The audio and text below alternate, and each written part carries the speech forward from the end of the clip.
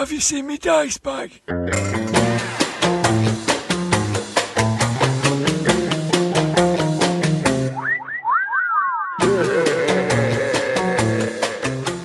Grognard Files. Hello, my name is Dirk the Dice, and this is the Grognard Files podcast, where we talk bobbins about tabletop RPGs from back in the day and today. I'm coming alive from my den for the second part of Dungeon Crawl Classics. Yes, this is picking up all the bits that we didn't quite cover in the first part. You shouldn't see this as a supplement. You should see it more as a DCC annual. I think I've got this, have I? It's got a different cover. In this episode, I'm joined in the room of role-playing rambling by our resident rules lawyer and DCC zealot, Judge Blythy. I hide behind the Games Master screen and roll on a table, apparently at random, and explore some of the different versions and iterations that belong to the DCC family. One of the versions of DCC that we've been enjoying in recent months is the Lankmar campaign.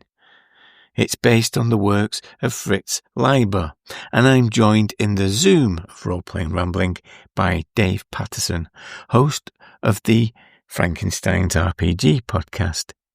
He shares his enthusiasm for the Sword series, starring Pfefford and the Grey Mouser, and adds the series to the Appendix G, the never-ending list of inspiration and recommendations. Blythy is back towards the end for us to reflect on some of the RPG concerns that we've got going on at the moment, things that we're preparing and things that are concerning us right now and the role-playing game experience. I'll be back at the end with a few parish notices and words of thanks. Until then, ramblers, let's get rambling. Games Master Screen! Welcome to the room of role-playing rambling. And we're up in the attic. Hello, I've got Judge Blythy with me. Hello, Blythy. Hello, Dirk. I am up in the attic. It's been sweltering recently, but there's a low wind blowing through the rafters. How have you been doing? I've been okay. I'm okay. Let's get straight into this.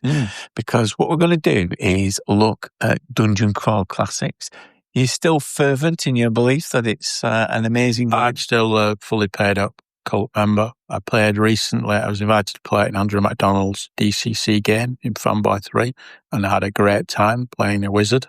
Yeah, you've got that dull look behind your eyes as though you're under the thrall of some wizard, some malign force. Well, my wizard did have a malign force as his patron, so he's a rather dubious character. But I had a lot of fun playing it. It was very, very good. Enjoyed it. So yeah, I'm not. You know, you said I think when I got into DCC, you said, "Oh, I think it's just a fashion thing." And it's not, is it? Yeah. I'm still fervent. It's for belief, yeah. Still. Okay, I'm going to erect this Games Master screen in front of me. Is there a Games Master screen for DCC? There's a few. There's lots. There's lots. There's lots. They do a lot of Games Master screens. I mean, maybe that's part of it for me. You know, I like a Games Master screen, but there's loads. They do loads of them. They do one for every version of it, I think. And so, what's on it? Because you still don't know. You still know. I don't know. Because it doesn't matter what's on it. No Games Master screen ever has anything useful on it. And if it does have anything useful on it, you forget to look at it when you play, and you end up looking at the rulebook and think, that table's on the screen. Why did I not look at it? That's irrelevant. The reason I like a Games Master screen is because what I like is a hostile psychological barrier between me and my players. Some people would say it's just a piece of cardboard. What I would say is, no, it's a barrier between me and them, the great unwashed players. There you go. I love it. I love a Games Master screen. The bigger the better. Don't have to have anything printed on it at all. Just a piece of cardboard would do, wouldn't it? Yeah. With barbed wire across the top. Well, I use this one to hide my secrets because on the other side of here, I have a table that I'm going to roll apparently at random. All right. Choose your dice. What dice should it be? I'm going to roll a D14. D14? A D14 in true DCC style. The D14. Okay. Here it goes. Roll it. Never stop bloody rolling. You'll be rolling around forever, won't it? Here it goes. Oh, and up first we hit DCC, which we talked about last time, didn't we? We talked about the mechanics. But this was on the table because you've got a new book, haven't you? For DCC. I've got the Dungeon Denizens book, the monster book. They produced a monster book. There are monsters in the game, obviously, but it's a expanded monster book, which is really good. So what does it give you? It just gives you like 500 monsters with pictures of all the monsters and all the ideas for scenarios and all the stats. And this is a monster book, but I think as we've discussed before, you can't really beat a monster book, can you? As a supplement to a game, a monster book is really good. And I suppose in a way, I don't mean to criticise the cult of DCC, but I suppose it's been lacking a bit in that, weirdly, because the core rules has monsters in it. Has there enough monsters to play a game? There's enough monsters in there. But a lot of the monsters come through the adventures. So when you buy an adventure, there'll be some different monsters in. So you kind of build up a compendium of monsters through the modules, whereas this book... Does it bring together the monsters that's appeared in the modules? It might do. I'm not sure, actually. That's a good point. I didn't really spot anything, but it could do. But I think there's lots of new things in there as well. So 500 monsters, is it pushing its luck? Has it got an antelope in it? It's not got antelope in it, and it's not got a giant badger, I don't think, either. But it has some weird stuff in. Yeah, there's obviously weird monsters. I think there's like, what did I see? I was looking through it the other night, a mirror golem or something, or a mirror golem, where it's like a humanoid figure, but you see your own reflection in it, that kind of thing. There's kind of weird stuff where you look at it and think, this is odd. But then that's DCC. In some ways, I think it works with DCC because DCC can be so gonzo and crazy at times that having crazy monsters doesn't feel like they're pushing the luck because it feels like it's an integral part of it. Some games, it feels like they're pushing the luck because the monsters, when they come up with these kind of extreme examples of a monster, sometimes it feels like they're pushing the boundaries of the game. They don't quite fit. But with DCC, it does kind of works because it's almost like anything goes, really. Yeah, monsters break the rules. That's all right, is it? Yeah. So normally when you've done this, I'm right in thinking that you've run the modules, haven't you? So is that what you've done so far? Run modules? Yeah, run some modules, yeah. But you've not created your own stuff, have you? No, not really, no. But I've kind of tweaked some of the modules quite a bit. But does this mean that buying the Dungeon I think it might do, yeah. I'm tempted to kind of just make you want to kind of write your own adventure, really, so that you can use some of these monsters. Yeah. So what's your approach going to be? Is it going to be like a mega dungeon? Oh, I would make mega dungeon. It'd be like a one-shot, wouldn't it? Yeah. Let's face it, you can't expect people to play these games for months on end. But as much as I'd like to. But yeah, probably going to be a one-shot.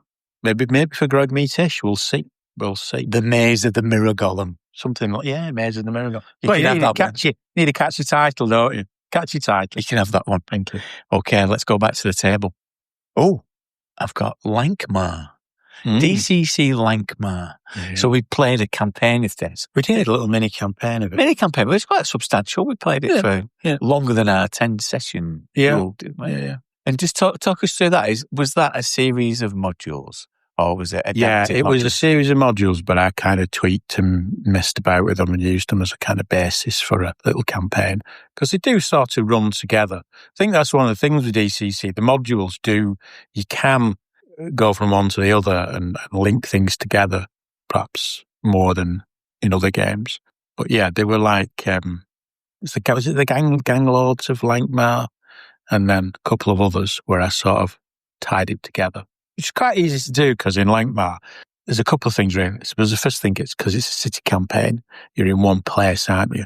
So it's easy to get embroiled with other NPCs who might lead to other adventures. There's a sense of continuity to it. But also you've got something where you've got that carousing table. So they have a carousing table, don't they, in there, which we rolled on. And that generates some adventures, doesn't it, with you get into trouble, basically. Yeah, it's like a downtime thing, isn't it? So between adventures, Yeah, well, what it does, what's interesting at a Lankmar one, I would say all the ones we may talk about during this conversation, Lankmar is the least sort of messed with, if you know what I mean, the least meddled with version of it. So it feels very much like normal DCC, doesn't it? I think. Yeah. To a point, although Fortunately, they get rid of clerics. So there's no elves and dwarves. It's Lankmar. So all you've got is warriors, rogues, and wizards. That's the only 3 character classes you've got. But a lot of it, and you have a thing called fleeting luck. So you get luck points that you can burn rather than your own luck. And the wizard spells work differently as well, don't they? Not in DC6, not in Lankmar. They do in Dying Earth. All right. But they do a little bit. They do slightly in that what it introduces.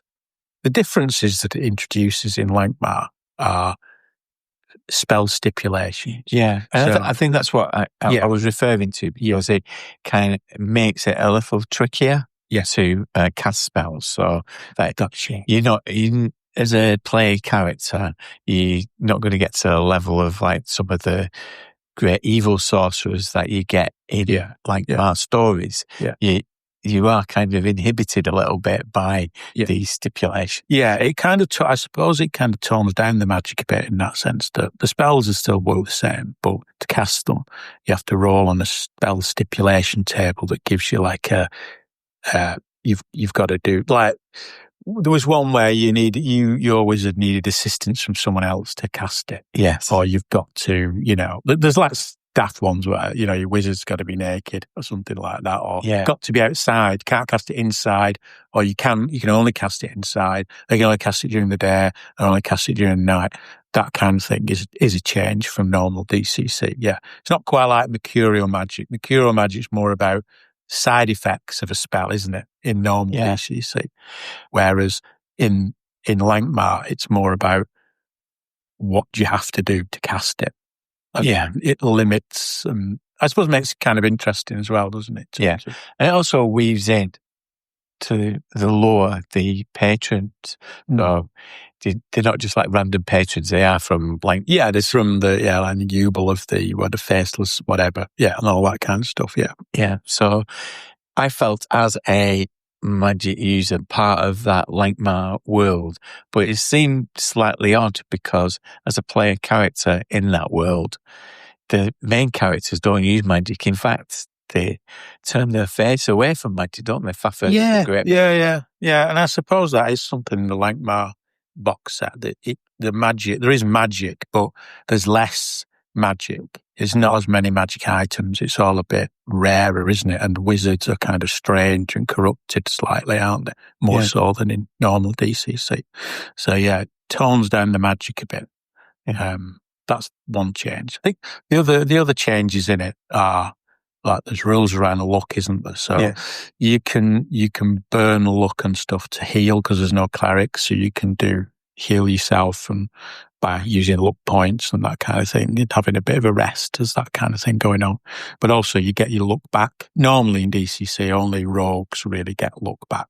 You do get it back, but it's quite tricky to get it back. You might only get a couple of points after an adventure, if you've pleased the gods or something like that. Whereas in Lankmar, you could potentially get it all back, but what you have to do is roll on a carousing table. So between an adventure, you pick a dice. The bigger the dice, the higher your potential result on the carousing table, and that determines how much luck you get back. But you have to put up with the result from the carousing table, most of which involve things like gambling debts or being stuck in prison. The higher the result, the better, the more luck you get, but the worse the result is. So I think one of the higher results is you might get 2d10 luck back, but you after a drunken night out, you wake up on the sacrificial altar of a cult waiting to be sacrificed, which generates its own adventures.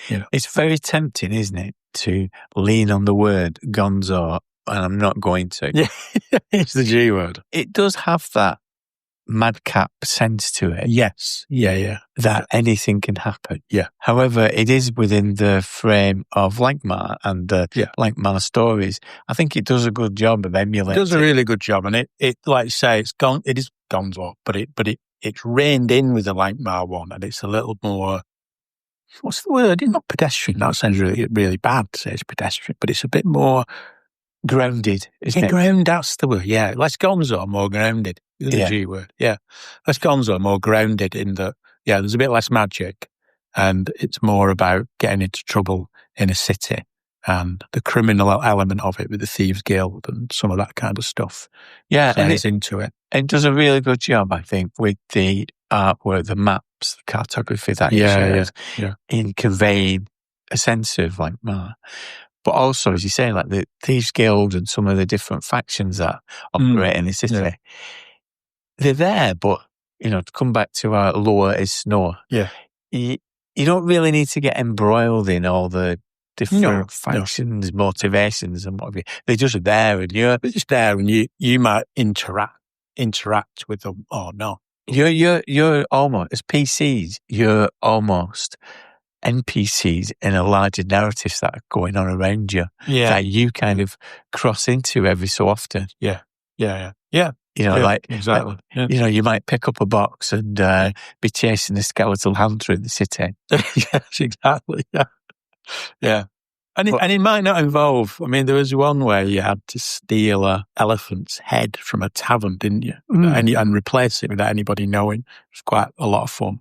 Like a heist, but it was a heist where you had to take this head.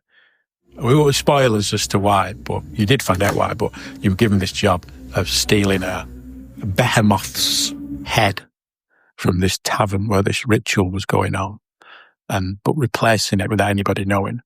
There were no monsters involved, but it was like a bit of a caper, wasn't it? A bit of a heist kind of caper where, you were trying to do this and get away with it, but it didn't involve monsters. It didn't involve a dungeon. It was it's like an urban setting. Yeah. And they do a good job of that, because I think I've always kind of struggled a bit with urban adventures.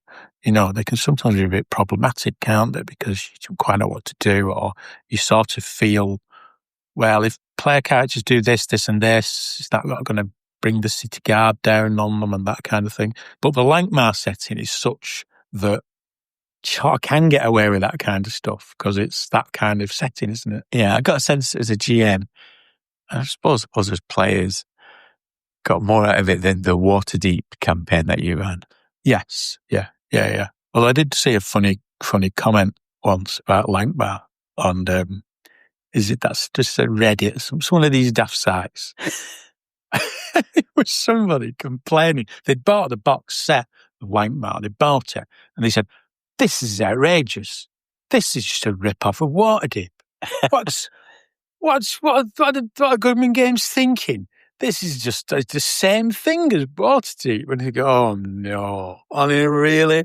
Is that what you think?" Okay, next up, we have Dying Earth. Dying Earth, yeah. Now, I was looking forward to this, but I never actually got it. But you'd have thought me as Jack Vance fan, I'd be all over it.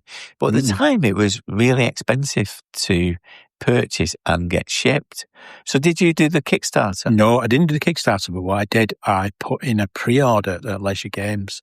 Leisure Games are doing pre-orders so that when the Kickstarters arrived, the retail ones, put pre-order in. And I got I don't think I didn't pre-order it. I got the old email notification that it's available, and then fastest finger first, I got a box, ordered a box set. So you've got the box set. Have you got the booklet as well, the rule book? What do you get? Yeah, the box set. I think, as far as I know, the box set contains pretty much everything. So there's a rule guide to it which gives you the different rules and the way it changes the system, and then there's a setting book and there's an adventure as well, and maps and things like that. So you get pretty much everything in the box set. I'm not sure, you might not get the Games Master screen though. Shocking. I can't remember now, but yeah, you get everything you need in the box set. So yeah, you don't really need anything else. Is it well served with modules? Because you played a couple. Yeah, they produced quite a few modules for it. Got a few. Yeah, they produced quite a few modules. The modules quite good. They do capture that kind of Vancian flavour quite well. Yeah. So, yeah. The one I played certainly had that. Yeah, with the pilgrims, wasn't it? The funnel one with the pilgrims. Yeah, it's a while ago now, but I seem to remember having a troop of pigs. That's right. Yeah, it was like the pilgrims of the Black Obelisk or something, where you're all going on some journey to pay homage to this weird obelisk, and it does have a Vancian feel to it, doesn't it? Where you're traipsing through the countryside as a troop of pilgrims, all 0 level, and obviously doomed to die at certain points. Yeah. But yeah, there was a pig. There was a pig in it. Yes. There's always seems to be a pig involved. There's pigs or chickens, isn't there? Yeah. It's a DCC thing. Have they got a pig or a chicken? Like comedy animals out there.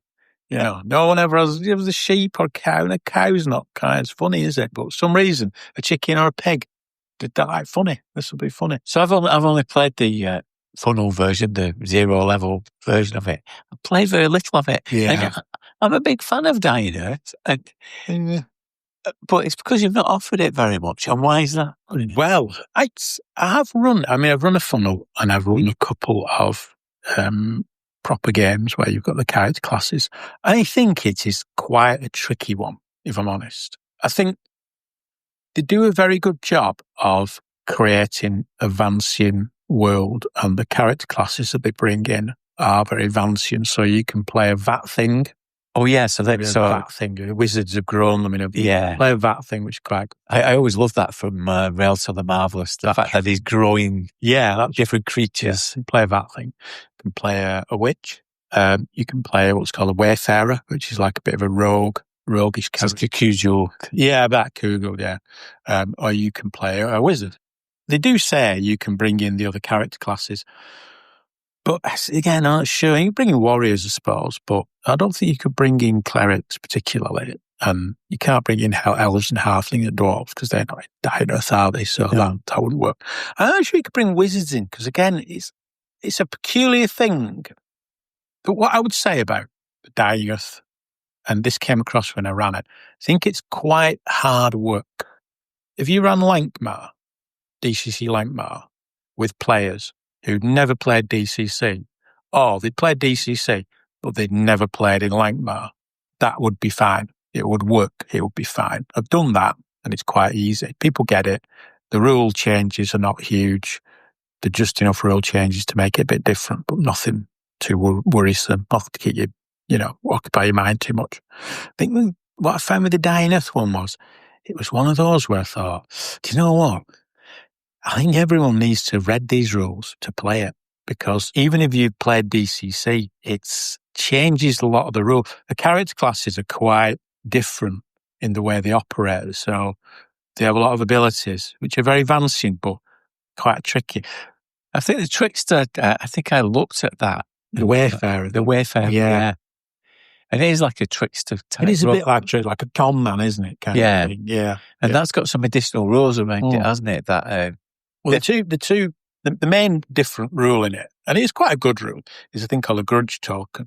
Oh, I remember those, you get grudge tokens where you can make other players fail their rolls, because the idea is you're all slightly, like in Dying Earth, you're all slightly vain, slightly arrogant people who don't like other people's success. So you can actually make other players fail rolls with which is quite funny. Which is funny, but it's one of those things. You need player buy-in. Make sure you got player buy-in. Player buy-in. We all agree. Well, let's just say that and move on. Yeah, let's just say that. And if you don't get player buy-in, don't bother playing it. So I don't buy into this, so I don't bother playing it. Anyway, but one of the peculiar things about it, and I think it's just really odd, is that obviously Vancian magic, we all know about Vancian magic, don't we? Fire and forget. Yeah. D&D. Well, that's Gygax's interpretation of Vancian. That's his interpretation. Yeah. Of course. All right. But what DCC does, the original game, is it goes against that, doesn't it? Because it's not fire and forget, it's roll on the table, and maybe you forget it, and maybe you don't. But of course, in Dying Earth, they bring in a fire and forget system for wizards. And you think, well, it's really odd, this, because the whole joys of DCC is you got rid of that, and now you bring it in. So what you do as a wizard, you get a spell and you roll on the table. Whatever result you get, that's what happens when you cast it. And when you cast it, it's forgotten. Yeah. So it's like a weird inversion of, we invented a game that got rid of the stupid D&D thing about fire and forget. But now we've created the Dying Earth. We've had to retrofit our system to be fire and forget. It's like weird. I can understand why they do it, because you would have to, because that's sort of the way it's perceived to work. It's an odd thing. But I think Dying Earth, it's very nice. It's very good. It is very Vancian. They've done a good job of creating that atmosphere. But I would say it pushes the original game in directions that make it more complicated or different So if you think you know DCC, when you play Dying Earth, you'll think, oh, hang on, there's things here that I don't, the way witches work with the curses is all, again, a bit unusual. Yeah. I think in Vance as well, it's kind of missing the point because they won't get their hands dirty, would they, magicians in? No, they wouldn't really. They wouldn't be wandering around adventuring. Yeah, that's true, actually, isn't it? Yeah, they tend to be. They have an elevated status in their own mind. Slightly, in their own mind, slightly aloof characters. Yeah. They'd send the VAT things out to go and do the dirty work, wouldn't they? Yeah, and like an Ars Magica kind of model. Yeah, probably the most complicated and the one that bends it and twists it a little bit. It strikes me that the Dying Earth element of it is the modules. And I think that's I tried to say that last time, that it feels to me that it's the modules where the magic is for DCC. They're just well prepared, aren't they? Well produced and well thought about. Yeah, well produced, and also they're useful, aren't they? They're useful pieces of RPG paraphernalia in that you can grab hold of one of these things, read it, and then run it. There is a lot to be said for that. Sometimes that's quite a rare thing, isn't it? Because a lot of companies nowadays produce campaign books or things that's great if you've got the time and you've got player buy-in. Player buy-in. We've got player buy-in. Player buy-in. Have you got player buy-in? Those DCC modules. Two sessions, maybe. 2 sessions. Yeah. Sometimes one. Maybe if you relaxed about it, 2 sessions. Yeah. And you can run an adventure pretty much as written. That's about with it, baby on. I'm going to surprise you. You were asking whether there's going to be more coming up. Is there more coming up? More coming up. Right, come on. Roll the D14. Oh, I've hit an 8. Mutant Crawl Classic. Oh, yeah. So this is the homage to Gamma World. It is really, yeah. It's a different take, post-apocalyptic, but it's still got fantasy elements to it, hasn't it? And where the magic is replaced by mutations and artifacts. Yeah, it's like crazy science, isn't it? So it's that crazy post-apocalyptic thing where you can play like an animal, can't you? An animal, or you can play a plant. Is it a plantian? It's like a plant humanoid, or you can play a pure strained human. And then it's got sciencey, weird science stuff in it. Some of which is like science, where you think, all right, yeah, that's a bit like science. And other bits where you think, that's just bonkers. That's just like magic. It's a fun game, I'd say. I've not played it a lot, no, but every time I've played it, I've enjoyed playing it. And I think that is the strange thing about Mutant Crawl Classics. I've read things where people are a little bit critical of it. They feel it's not quite as good as DCC or quite as fleshed out as DCC. But what I would say is, I think it plays better than it reads. Yes. So you look at it and say there's like one of the character classes is that some of the character classes are pure strange humans, and they don't seem to have as many abilities as the mutant sort of plantiae or the manimals who get special mutant powers. On the face of it, you look at it and think, why would you want to play a pure strange human? But what it cleverly does, it has rules about understanding and using technology and how AI and robots and things respond to you. And if you're a pure strange human, the robots respond to you in a more positive way than if you're a plant-like, because they don't acknowledge you. They won't acknowledge that kind of thing. So when you actually play it, you realise it's quite cleverly positioned in terms of these character classes. Though they do work. You've got to make rolls to understand technology. So if you find a laser pistol, you've got to make a roll to understand it. And if you're not a mutant, you've got a better chance of understanding it. You realise as well that those artifacts are key to the game, aren't they? They are, yeah. They're a big part of the game. So your mutant might have powers, but when you encounter some robot, the robot is more likely to shoot the mutant. It's been designed to acknowledge humans. I kind of like it. I do like Mutant Crawl Classics. It's.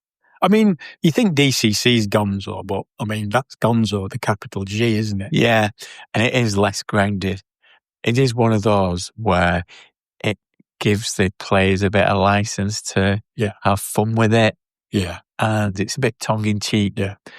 The scenario I played, I think it's Atos, the one with, it's really Zardos. It's Zardos, isn't it? Yes, Zardos. It's Zardos, yeah. But thanks to Roger Court, I brought together the idea of Zardos with Famine in Fargo. So I brought together an old Gamma World scenario with that and it became Nando's. So it was Nando's. Big chicken. Oh, that's right, the big chicken. I remember I played in it. Yeah, big chicken head. Chicken head, yeah. You say it is like Gamma World, but I remember having Gamma World back in the day and never really getting on with it. Because it's what I always thought Gamma World seemed a bit silly. But what I realise now is I don't think it was silly enough. Maybe some of Gamma World still felt like it was trying to replicate a post-apocalyptic world. Mutant Core Classics isn't. It says there's been a great disaster. It's just bonkers. The thing I most enjoyed about getting it was realising that it had some late Russ Nicholson artwork in it. So yeah, it's worth getting just for that. But it's a fun. I think Mutant Core Classics it doesn't get quite as much love as it deserves in the DCC community. I would say. Let's have a final roll on here. Okay. Oh, it's X-Crow Classics. Now, we did talk a bit about this last time when we had Brendan. And so this is just to remind everybody, it's really the running man in a dungeon, isn't it? It's like it's futuristic. I read somewhere someone said I was set in an alternative 80s because they've got a president called Ronald, haven't they? Yes. Particularly like Ronald Reagan. I think the idea is that the world of DCC has moved on into a future like ours. But all the elves and wizards and orcs still exist, but it's become a 20th century civilization. A form of entertainment, a blood sport, is these dungeons that are done, it's like gladiators, isn't it? Well, the wrestling thing, that's what it is. So you create characters who are like celebrities or trying to be celebrities in this world. Talk a little bit more about that element of the game, which is about crowd pleasing. So there's mechanics around that, isn't there? Yeah, showboating. You do a showboating role, don't you? Yeah. To get the adoration of the crowd. Part of your motivation in there is to increase your chances of success by getting the adoration of the crowd. Yeah, but what I would say, and I think that's an interesting element of it, is I've played X-Crow Classics a few times now as one-shots. But every time I play it as a one-shot, I always think it'd be better as a campaign game, which is odd because when you look at it on paper, you think, it's perfect for a one-shot, isn't it? Because it's just a crazy dungeon. And that's true. So I've had fun playing it. Brendan ran a game at Expo and I played in that and it was great. But in the back of my mind, I think things like the showboating rule about getting kind of fame and all that, it's the idea it should be like a campaign where you build up your position as a celebrity and build up your wealth. Yeah. That's sort of the point of it. And as a one-shot, you're missing that element of it, aren't you, a bit? Because as a one-shot, it's just like an old-fashioned survive the dungeon, isn't it? That's what it is, survive the dungeon. Whereas if you played it over a series of months, it would be survive the dungeon, but also become famous, become rich, become a celebrity dungeoneer sort of thing. Yeah. And that element of it is sort of missing on a one-shot. And it got me thinking actually about all the, like the Lankmar, going back to Lankmar. I think that's true of Lankmar. You can run Lankmar games as a one-shot, and I have done that, and it's been fine. But I think you're missing something if you don't run it as a campaign. So when I ran that little campaign, it was it came alive far more than when I'd run one-shots because of the carousing table, because of the interaction with Thieves Guild, because of these plans and plots that you started to hatch. Maybe a lot of these kind of Dungeon Crawl Classics box sets are more about campaigns than the original DCC. X-Crawl Classics is about touring the different cities, isn't it? So if you've got a band of celebrity gladiators, take them from city to city with the stories that they take with them. I agree. That would be more fun. Yeah. And what I like about it is that there's a certain cheekiness to it, but it's also bringing fantasy tropes that are essentially European into an American setting. Yeah. And it works somehow. It kind of creates its own mythology around it. Yeah.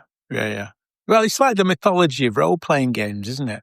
In a way, that it's the mythology of role-playing games sort of moved into this weird 20th century setting Because I must admit, when I heard about it, I thought, not so sure about this. Is this a bit daft?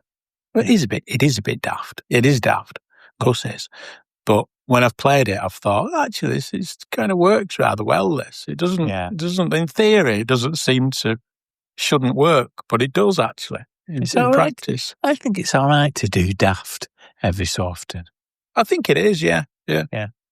It's all right. And sometimes that's one of DCC's strengths, isn't it? When you look at the original game and you look at all these, all the additional stuff they've done. That idea, isn't it, that sometimes with role-playing games, everyone can get a little bit earnest about it, can't they? Yeah, I certainly can. Yeah, we can count. You can get very earnest about it, and very earnest when you're playing games. And there's a place for that, because there's a place for those more serious games. Of course there is. But equally, there is a place sometimes for running around a dungeon fighting monsters and avoiding traps. Sometimes that can be good as well. Don't we can have both in your life, can't we? They're all right, It's okay. So I say it's okay to be a bit daft every now and again. Yeah. Right, I'm folding this table away. Yeah. I hope you got it out of your system. You do realise the rules and the format of this podcast mean that we can't talk about it ever again. Never talk about DC. So I hope it's out of your system. Any last words? I'll try not to, but I have to have a word with the high priests. See if I'm allowed to not mention it again. Have you got a death stamp yet? Not yet. Yeah. No. I'm working. There's hope for me yet. There's hope for you yet. There's hope for you yet. Okay. Cheers, Blythy. Appendix G. Welcome to the Zoom of Role-Playing Rambling, where we're collecting our ever-expanding, never-ending list of recommendations from the Grog Squad. And I've got Dave Patterson with me. Hello there, Dave. Hey, Doug. How are you? I'm good, thank you. And so what do you want to enter into the Appendix G? It's probably the entire catalogue, but I'm happy to enter a Fritz Leiber, not quite sure how you pronounce his name. I know the one that we actually read was Swords and Deviltry. Swords and Deviltry, which I think is the first one, isn't it? I might be a little bit controversial. I'm not going to ask for Merp to be included, but I'm going to maybe I'd have an alternative of the Swords of Lank, which is a full-length book, which is book 5 in the sort of Swords series, as it were, for Leiber, Fritz, Luber. Well, I think it's Leiber, because remember when, for Merp, I don't even listen to that one. We did one on Middle-earth role-playing, and as special guest we had Liz Danforth, and she enjoyed the podcast, but she was furious that we kept referring to him as Lieber, and it is Leiber. I've actually seen a video clip where he corrects somebody and says it's Leiber. Actually. Yeah, and I think they used to hang out. So I think Fritz Leiber was in with the gaming crowd back in the convention days, because I think there was quite a lot of crossover, particularly around where Ken St. Andre and Liz Danforth were travelling around with the science fiction crowd, and the gaming group got together. Inevitably, he used to be in the bar, I think, and made friends with them. Well, he designed a game for TSR. I didn't know that. They designed the Lankmar board game. So when I know we were going to sort of have a chat about what the influence was on role-playing games and everything else. Yeah, in terms of, he put together this game, it was sort of a strategy board game, really, more than anything else, of Lankmar. Oh, wow. Amazingly.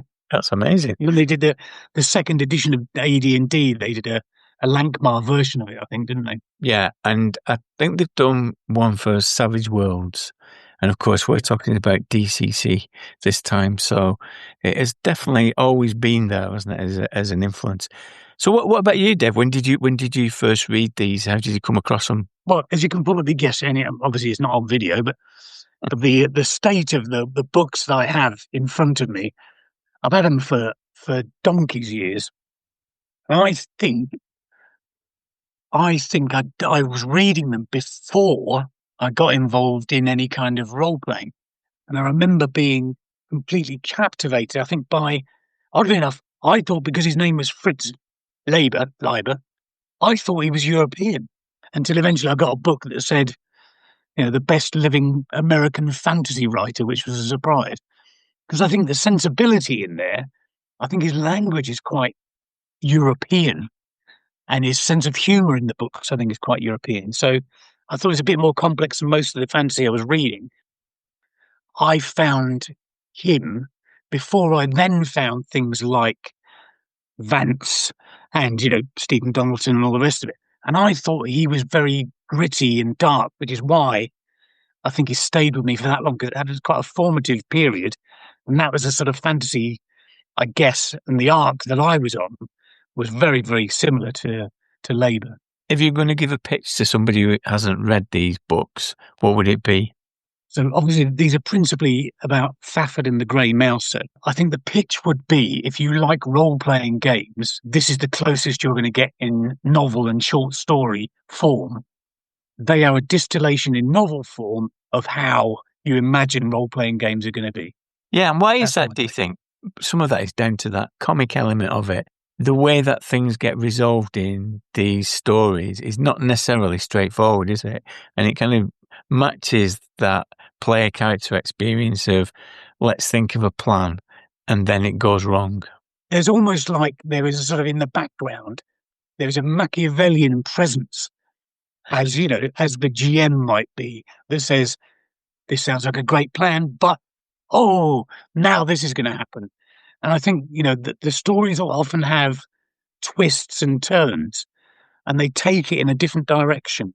Well, I came to them quite late, and the collection I've got are these ones which have got the fantastic Jeff Taylor covers. And I think you're right. Immediately when I saw them, they kind of evoked the swords and sorcery that was in my head when I was playing role-playing games in a way that very few other novels do, really. I think the closest ally, or the closest game to Fafford and the Grey Mouser, is Warhammer Fantasy Roleplay. Slightly gritty. Magic is it's there, but it's not really, it's kind of frowned upon. So it kind of works as a sort of a subcontext. And there are all these sort of dark forces are in the background. So you have the Skaven, who are all underground. Yeah. And they're all warped. And you have obviously warpstone and everything else. And you have gods that are a little bit involved, but a little bit removed. And actually, they really don't care about you. And you have these sort of elder presences that are out there. You're kind of trying to survive in a slightly more gritty and realistic environment. And I think that the closest corollary to Lankhmar is Old Empire. It's not so fantastical in terms of what the heroes can do. The books lend themselves to role-playing, and role-playing lend themselves so well to the books, if you like. And the background lore too, Lankhmar, it's a light touches. You get the sense that the Thieves Guild operates, and it's quite a complicated structure, and it involves ancestors. And if you get deep into it, those ancestors still have influence because they're undead or they've still got a presence. But it's not, you get a sense that tacitly that there's more to this city than meets the eye. And it's revealed very slowly, isn't it? Just like you would in a game, I guess. There's a veneer of mundanity. It's seedy, it's horrible, but it's all kind of, full of crime. And then, as you said, you suddenly discover, why not a second, there are these sort of malevolent forces that are just underneath. And then they meet the magicians, Shielba of the Isle of Space and Ningorba of the Seven Eyes. And they suddenly are opened up into entirely new vistas, and they go and steal, obviously, the Mask of Death and these sorts of things. So that there's a sort of a graduation to, okay, well, now we're going to go and steal stuff from gods, where you could kind of plot that if you started off as first level thief and barbarian, you end up as 10th level. Okay, now we're battling, maybe not battling gods, but escaping gods and stealing from them. And it happens several times throughout all of the books where they go to different planes. And it's, there's the element of the fantastic in there. But it always feels best when they're in Lankmar. I think the strongest stories are when they're in the city, isn't it? Whether that's under the city or within it. And if you're coming new to it, Swords and Deviltry isn't necessarily the best one to start with, even though it's the first one chronologically in the story. They weren't written at the same time, and some of his writing later on isn't as strong as his early writing, I would say. It took him until, I think, the late 60s before he brought all the stories together and tried to plot them in terms of how they would have, how the development of the characters would have been. So he's a little bit all over the place. He was quite friendly with Lovecraft. He's influenced by all of these people. Then he's sort of competitive with Tolkien and Vance, and you can see how the stories have kind of changed in the whether the element of the fantastical and the element of the dark, I guess, as well. So he was kind of writing a little bit out of sync. I think, as I said, I think his strongest book is The Swords of Lankmar. And in that is probably, as I was kind of trying to make the case for earlier on, is the closest to Warhammer Fantasy role-playing, where there is this sort of background of the rats and the queen rat, or the rat goddess, are running Lankmar secretly. Liber has even more of an influence over role-playing that we maybe don't take at face value. I think it's important that it was in correspondence with Michael Moorcock that he actually coined the phrase swords and sorcery. And even though Fafhrd and the Grey Mouser they don't die, or technically, I guess they do, because they get brought back to life on a couple of occasions. However, it's not quite as fantastical as Conan, for example, where you just know Conan's going to survive. It doesn't matter what happens, Conan's going to survive. There's always this element of, as I was sort of talking about before, not necessarily the mundane, but there is an element of mortality, I guess, is possibly a better way of looking at it. I think we commented when we did it in the book club how often one or the other of them needs to rescue each other. And that is consistent throughout the entire canon, variously pulling each other's backside out of the fire, without a doubt. When you were role-playing, Dave, are you a Grey Mouser or are you a Fafhrd? I am absolutely a Grey Mouser. Probably the first 10 characters that I ever made, and it didn't matter what the role-playing game was. You could have looked at them and gone, yeah, Grey Mouser. I'm that dull. I look for the rogue, I look for the thief, the shadowy gerbil. I couldn't be bothered to move away from that. We then played, very, very rarely play a magic user. And partly because I quite like the fact that, my personal preference is for magic to be there, but to be very much in the background. And I genuinely think it's because this is where I started. I've always been more of a Fafhrd. As you say, he's not Conan the Barbarian. He's a vulnerable barbarian with a soft heart and very stoical. And as we were saying earlier, he's always pulling his friend out of scrapes, isn't he? Well, exactly. And also, is a convicted ladies' man. Yes. Which, clearly is another thing that you have in common. Yeah. But I would say that Fafhrd's taste tends towards the slightly extreme. So there is one stage where he starts a relationship with a ghoul and she has entirely transparent skin, which is, I would say, is a bit off-putting, but you may feel differently. Each to their own. I always find it amazing that they haven't been adapted. They would be perfect, wouldn't they? As you said, they are serialized, so you could have little self-contained stories. I really don't understand why. Firstly, it's not more of a dominant game environment to play in. I guess it's been a bit diluted by all of the spin-off. I think it is. I genuinely believe it to be incredibly fundamental to fantasy as a genre. I think there are so many people who have taken inspiration from Liber and from Fafhrd and the Grey Mouser across the whole of fantasy. I would actually say as much, if not more, and this is controversial, maybe even than Tolkien. I think he's influenced it to a significantly bigger extent. But there's never been a film. There's never been a television series. There's never been a cartoon.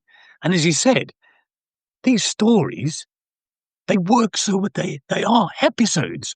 Yeah. You know, every single story is a brilliant episode that you could absolutely see. You know, and they've done bloody Robert Jordan. You know, the Wheel of Time versus the Swords of Lankmar. What the heck is going on? I've never read the graphic novels. It's Mike Mignola, and actually, they really do work well as a visual. And, you know, we were talking before about what would you recommend? I would say the one I've got is the Fafford and the Grey Mouser Omnibus. He's the Hellboy guy. Yeah, Yeah. yeah. And you can really see it. But visually, the stories translate so well particularly into comics, which is why I think if they made a film or a television series of Fafford and the Grey Mouser, my God, it'd be absolutely brilliant. I don't think Henry Cavill would get either of the roles, which would also be a bonus. And so have you played in the world of Lankmar? Have you played any of the derived games? Yeah, you're going to be amazed at this, but no. We'll have to put that right then. We'll have to get on to Blythy and run DCC. Absolutely.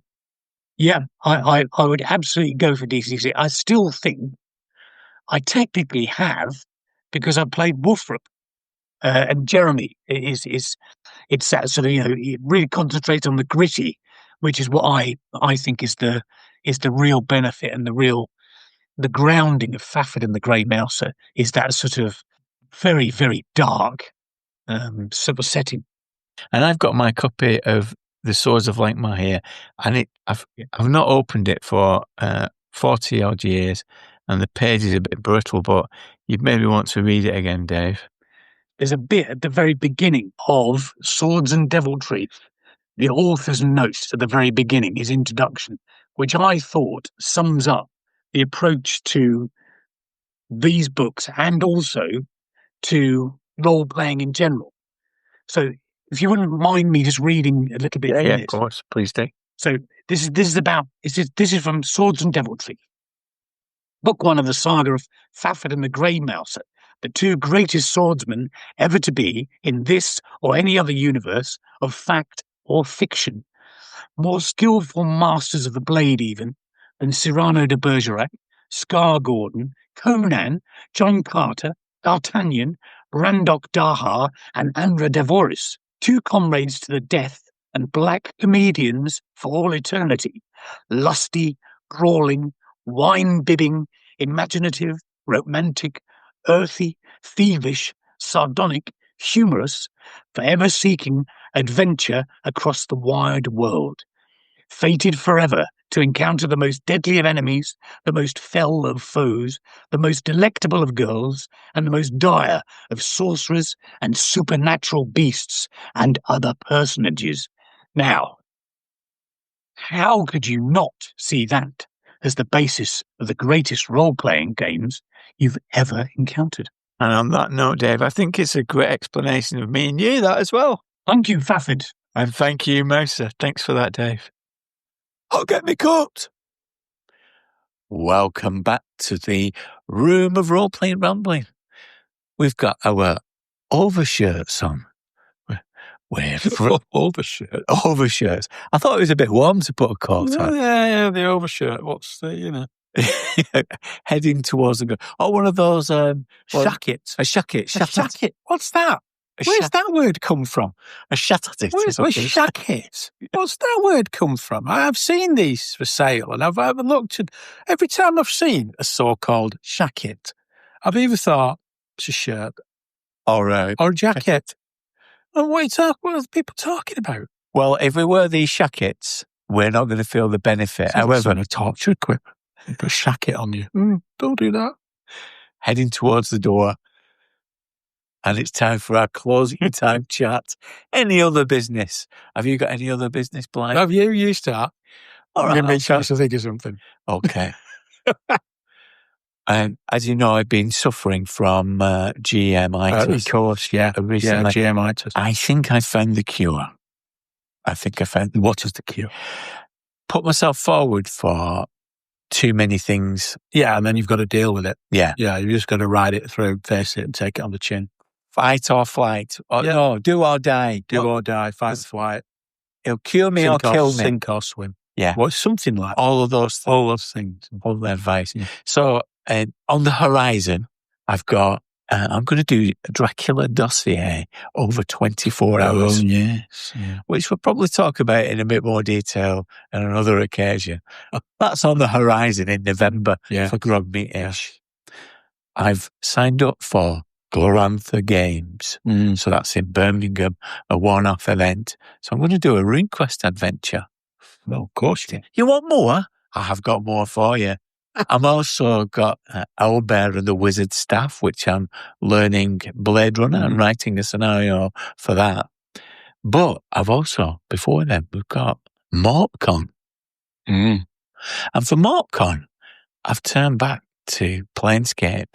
Now, remind me, have you played any Planescape? I've not played any Planescape, no. Yeah. So we talked about it before, I think, when we talked about multiverses. Planescape is the AD&D 90s supplements that were produced of a multiverse that you can move between. You start off in Sigil, which is this city which has got portals into these different worlds. And there's something intriguing about this setting that I really love, and I have run it several times using Old School Essentials. However, a couple of years ago, I bought the 5th edition D&D box set of Planescape. Yeah, which is very attractively produced. And so I'm considering using that because I've got it. I should use it. Yeah, use it, yeah. But, Blythy, there is a great mismatch between the system and the setting. Well, it's 5th edition. The setting, the box set's for 5th edition. Yes. So it's for that. Set. Yeah. So you get a book that tells you all about Sigil. Yeah. It gives you some of they've got different monsters for the multiverse. Yeah. And it gives you an adventure campaign. Yeah. Adventure. So I looked at that and I thought, no, that doesn't quite fit. I'll go back to some of the old ones and see whether they inspire me. And unfortunately, from that time where they wrote adventures, and very often they would say, no matter what the player characters do, the following will happen. Like my adventures now. Yeah. You read it, you think alarm klaxon goes off in your head. You think, oh, for God's sake, come on. You can't do that. Yeah, so whatever they do to try and alter the course of actions, it's not going to change anything. Yeah. So these scenarios are saying, you might as well not be there. Yeah. But they're very appealing, those adventures, because they interact in the world in a very different way than normal D&D. Yeah. Normal D&D, you go down a dungeon and have a fight with a monster, don't you? You do, yeah. That's what it's designed for, really. Yeah. Exactly. And that's what 5th edition D&D is designed for. Yeah. It's only effective, isn't it? Yeah. You realise when you're engaging with the fights. It does. That's very true. I think we talked about this before, haven't we? I had that problem with Dragon Heist in a city adventure. It doesn't.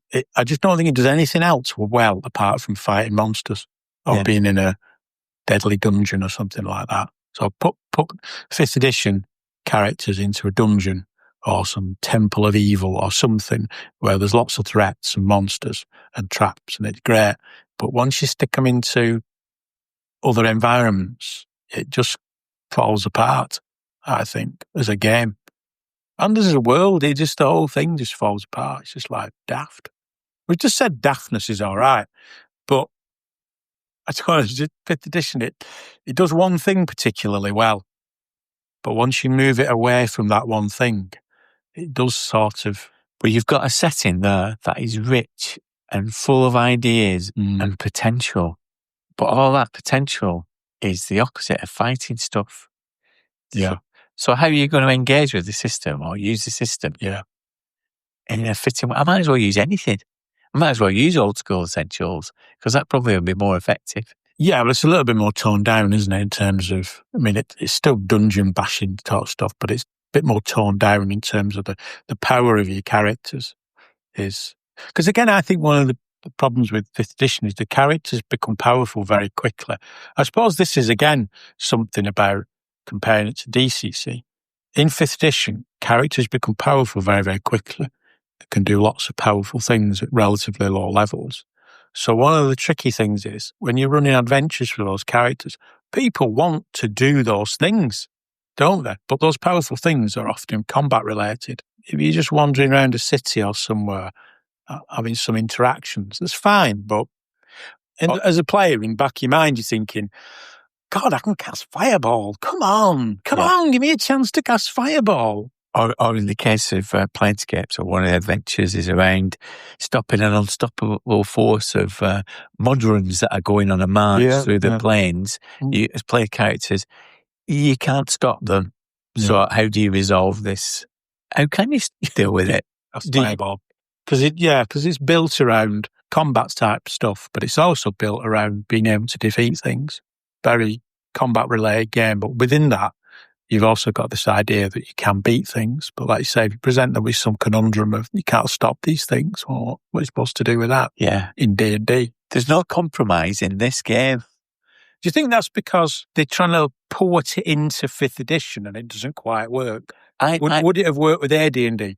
Or would it still not have worked? It still doesn't work. I think there is a bit of a mismatch, but that's why I think Old School Essentials works better because it's less prescriptive, isn't it? Yeah.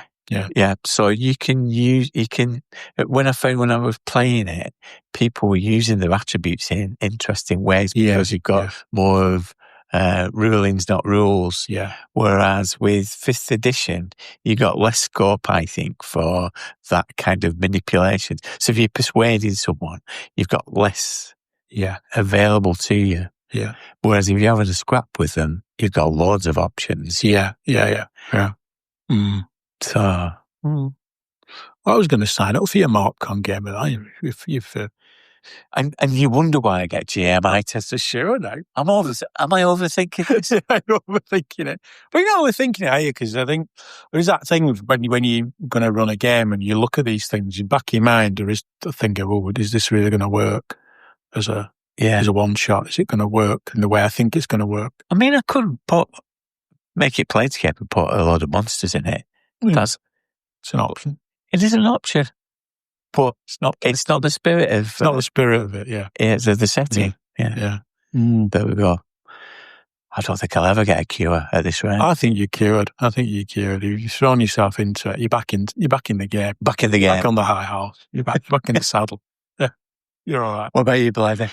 Well, I've been doing that thing of trying to kickstart in my head Pirates of Drenax, which we're going to start in September, aren't we? So the other day I'll post this on the Roll20 thing. I did a summary of last season. I sat down. I've been meaning to do it for ages. You know, you have to take a deep breath and go, right, yes, let's go through the notes that I made from last time. Let's do some kind of summary for everybody that's not too long-winded. Well, it probably is too long-winded because it's hard not to, isn't it? A lot happened. But try and keep it succinct to the point, get the key points in there, do some kind of summary. As much for me as you, because whenever I do this, we've done it, we're on our 4th season of Pirates of Drenax now. Whenever I've done a summary, the difficult 4th season, yeah, it kind of helps me as well, because when I write it down and I focus on it and I do all the bit and I look at it and I think, oh, right, okay, now, never mind the players. This has helped me focus on where they're at with everything. Yeah. So I've been doing a bit of that, really, and then trying to think, right, well, let's flesh out a bit of. Can't flesh out too much of it because you'll all go and do something weird or whatever you want to do. But just trying to get my head around that. It's always strange, isn't it? I know you've talked about it before, where that thing of you're doing a big campaign, you have a break from it, and then it's not that I'm not looking forward to it. It's not that I am, but there's that. Like I say, there's that deep breath, isn't there? Where you, like a mountain, you look up at the top of it and think, right, here we go. It's like start the engine again. Start the engine from cold, yeah. And been in the garage for a few months. Start the engine. Is it going to start? Oh, no. Oh, yeah, right, it's turning over now. Okay. I'm not quite sure where I'm going. Yeah. I mean, it's one of these perennial arguments, isn't it, about who should be taking the notes. As a player, I don't take notes. And I know for some people that is that is terrible. Some people are just constantly taking copious notes. I take notes, but they're like bullet point notes. Oh, I can hear in some games. It's a keyboard. Yeah, it's a weird thing about me, see. When I run a game, I make lots of notes, as you know. But when I'm a player, I just make bullet points. Yeah. I should be the other way around, really. Yeah. Why do I have all these copious GM notes I never look at? Really, I should do copious player notes. Yeah. But I don't say notes, but I know that everybody else is. And you played with me enough to know that my technique is, so what does everybody think What does everyone think of this character? This guy whose name I can't remember. So what's his role in all this? Yeah. And people volunteer their idea. And then it reminds me, oh yeah, that's right. That's where he fits. The other odd thing about Pirates of Dreamcast is, as I've said to you, when we met Mike in the pub, I think I said, almost like a vow to you all, this will be the final season. I'm not convinced now. After writing the summary, I thought, there's a lot of things went on. You've got you got this guy, he's on your ship. You rescued him, you rescued them. That's related to that. You've got this, we've got so many people in our low berth. Yeah. And there's like some villains you've not really dealt with. And I think, oh, right, okay, maybe I'm wrong. I don't know. I'll have to see. I apologise. It's gone forever. What I'd say, as a player point of view, we're all enjoying it. Yeah. We're all enjoying it. We'll never get a chance to play this campaign again. Yeah. So I think we just keep... That is the danger is rushing it, isn't it? Thinking, oh no. Yeah. I said we'd be finished for January, so let's rush it. But depends what you do, doesn't it? What you decide to do. There are some... I suppose when I wrote the summary and I looked at it, I thought there's more loose ends still than I imagined. Because even though you formed the Empire and got planets to agree to be in the Empire, it's quite a big achievement, quite a big part of the campaign you've completed. Yeah. There's other planets that don't want to join, that you do want to join. There's the pirates on Thieves. There's still that GDCO thing going on. You think, you got to kind of resolve some of these, haven't you? Or if you don't resolve them, I've got to think of the consequences of not resolving. And I think there'll be lots of fun in that, because I think what we need right now, probably not... I probably want to withdraw this at a later date. Yeah. But I think it's been a bit too plain sailing for us. I think we need a bit of jeopardy and threat increasing. Okay, make a note of that. Yeah, I do, because it's been quite exciting. And there's always that thrill, isn't there, of achieving things. Yeah. And we have gone through that, and that sense of satisfaction. But so far, everything that we've encountered, we've always felt like we've had the upper hand. Yeah. Because we're smart, and we like this idea that I think the interesting thing, though, towards the end of the campaign is, and this isn't a spoiler for anyone who's not played it, but you're at the point now where you've got all these planets to kind of bend the knee to King Goleb. You say they'll join the Empire, but you're not really formed an Empire. So what you have to do now, or will have to do, is take on the Imperium and the Aslan and say, we're an Empire and you're going to have to put up with us. And that's where the jeopardy will come. Yeah. And that's the Imperium going to say, no way, we're not having this, and send all the ships into the Drinaxian kind of wherever. And that's, or are the Aslan going to do that? Yeah. And that's an upstart empire, aren't you? That to me, it sounds really exciting. And there are some interesting mini games that will come to, mini games and different rules about that. About how we're not at that stage yet, but there are some rules about how you declare yourself an empire formally to these huge powers that are on either side of you. And their reaction might be. I'm rather hoping that you're going to dust off Mayday or Striker. I thought those, when we played it the last season, the rules, again, I'm not going to mention any names because I'm conscious of spoilers, but there was a space battle, wasn't there? Yeah. Which they have little rules for space battles, which are quite good. They're like not the ship combat rules. It's like mass space battle rules within it, and that was quite good fun because there was a dramatic sense of you went to Borat, a battle of Borat, wasn't it? Yeah. Where you went to Borat and met some other ships and had a good old space fight and some of your shit blew up, some of our shit blew up. It felt like one of those things that we'd have done back in the day on a big table. Yeah. Bought a black tablecloth. Yeah. Yeah. With the hope of making a great space battle with like teacups starting in food. Planets on this, Yeah. And the whole thing being a bit disappointing. Yeah. But it wasn't disappointing in parts like that. No. Was quite, there are some quite good little rules in there for, doing stuff like that. Yeah.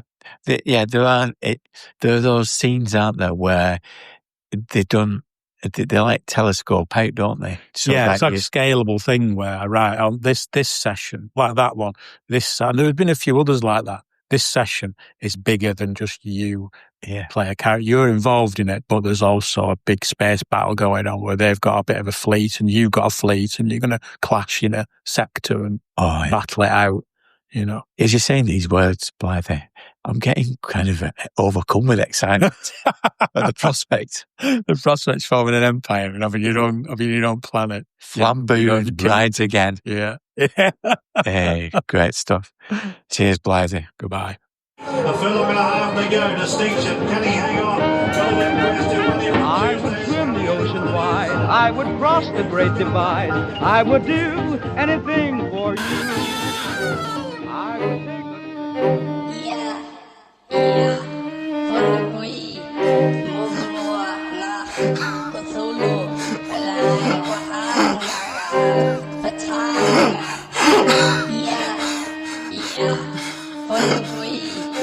My God, what have I done? Come closer, and we can taste your flesh. Punugui, Muglua, Cthulhu, Lai, Wahag, Nagal, Patanga. Gatsby and the Great Race. One night of horror for many players.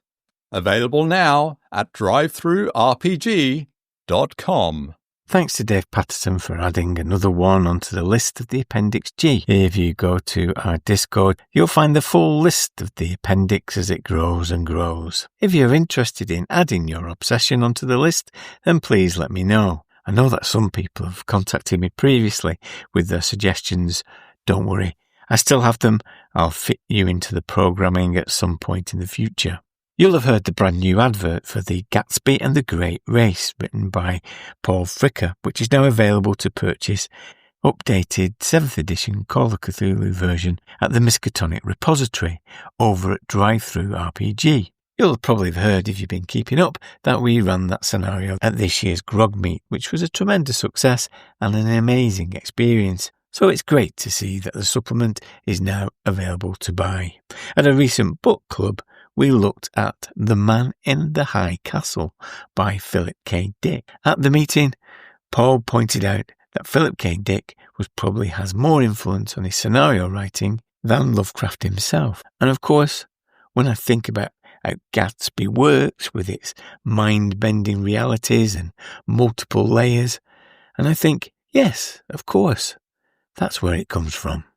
There have been some brand new patrons joining us over at Patreon over the past couple of months, and I know I did say that I would call out some individuals this time and thank them, but I'm going to leave it till next time if you don't mind, because I've got a bit of a croak. Rest assured, you'll get a mention next time.